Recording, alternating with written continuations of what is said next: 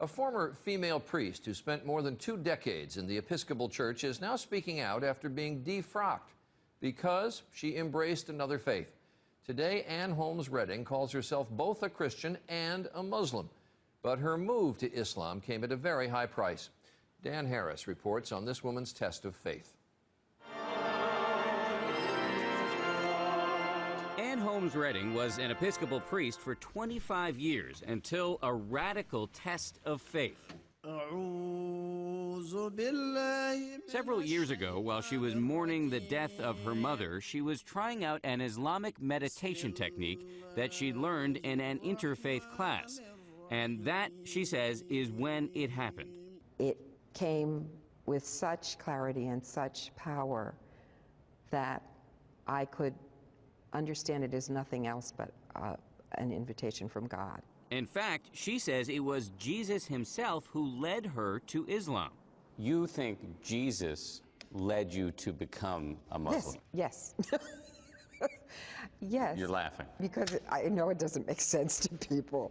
Now, Redding not only prays in church, but she also prays 5 times a day to Allah. In Islam, Jesus is viewed as a prophet. Yes. Not as the Son of God.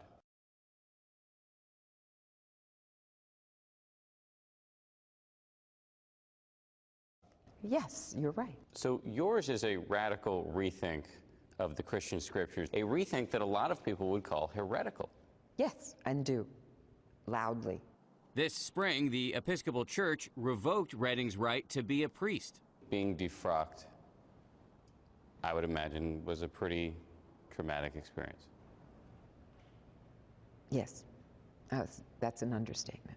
To imagine not being involved intimately in the lives of believing people, helping them understand their relationship and calling, baptizing babies.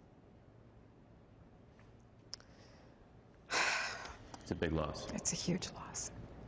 Redding admits she still struggles to explain her transformation, even to herself.